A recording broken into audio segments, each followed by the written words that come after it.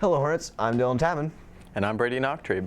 On today's show, we give a brief history of lacrosse, a recap of some early season results, and end things off with a new Game of the Week. All this and more on this episode of Hornet Nation.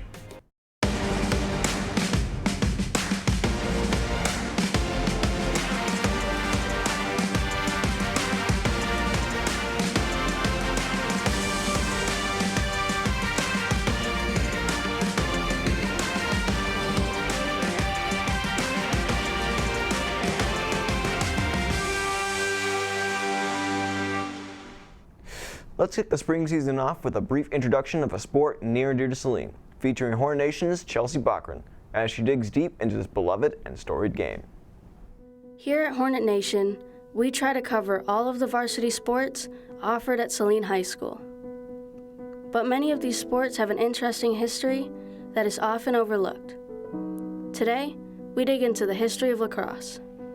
Lacrosse dates back to 1100 AD, created by the Native Americans. Originally called stickball or little war, men chased a rounded object on the ground in an attempt to score a goal, much like today's field hockey. The fields were huge, ranging anywhere from 500 feet to a couple miles long. Groups of 100 to 100,000 Native Americans competed against each other.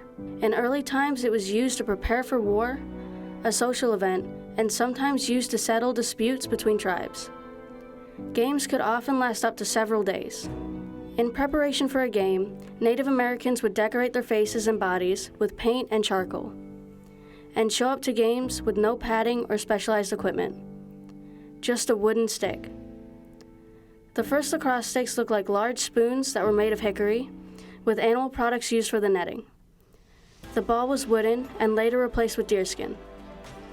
After French missionaries first witnessed the game in action, they gave it the name lacrosse because they thought the sticks resembled the bishop's cross that was carried during religious ceremonies. Now, modern lacrosse games only have 10 players per team. Boys wear specialized padding on their shoulders and arms, as well as helmets and mouthguards. However, girls wear mouthguards and eyewear as their protective equipment. Modern sticks are now made of metal or carbon handles, and the head of the stick is made from plastic. Rather than playing the wide open plains like the Native Americans, games are now played in traditional fields and stadiums. Lacrosse has come a long way since it was first created in 1100 AD, becoming a worldwide sport for everyone to enjoy. Bringing you this history, I'm Chelsea Bachran reporting. It's really interesting how complex the history of lacrosse really is. Thank you, Chelsea. Who could have thought that lacrosse was used by tribes as preparation for war, or even settling disputes between tribes? As winter sports have come to an end, spring sports have just begun. Water polo, baseball, and lacrosse are off to an exciting start to the season.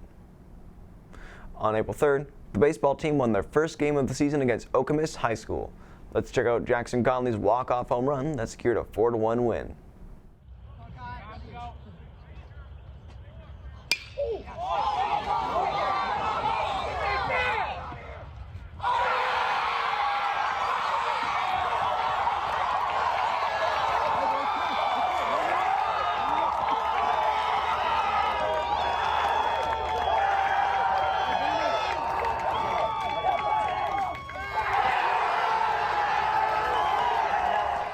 3 days later, on a rather chilly April 6th, the girls' lacrosse team went up against the Salem Rocks, losing in a back-and-forth battle, 18-13.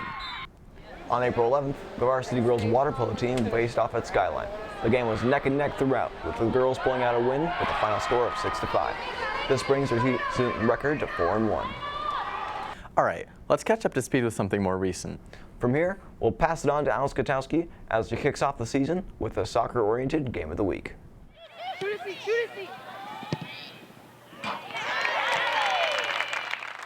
The Celine girls soccer team had their first home game of the season on April 11th.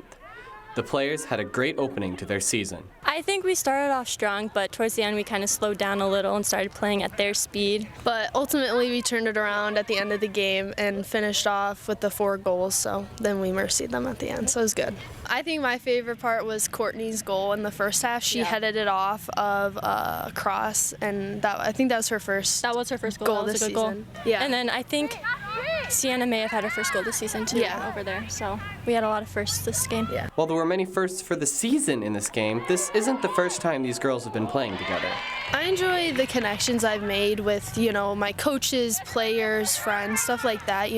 We've all become so close over the years. We've been playing with some of our teammates since we were little. So just the connections we've built over, the span of, however, like 18 years now. I'd say that's probably my favorite part. I love playing with these girls. I've connected with all of them so much, and I'm going to miss them when I go to college. I'm committed to play at Spring Arbor for soccer, so I will be playing in college. The team dynamic is also something special.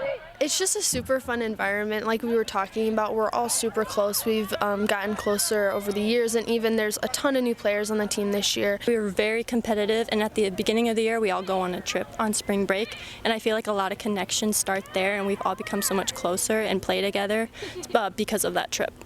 The Hornets won with a final score of 8-0.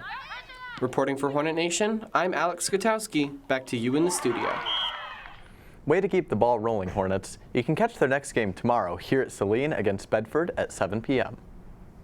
That's all for this show. Tune in next time for a report on the water polo tourney, an intro to golfing, and a mic'd up featuring lacrosse goalie Owen Brown. Be sure to follow us on Twitter for the latest show updates at Nation Hornet and on YouTube and Instagram at Saline Video. Have a great day, Hornets.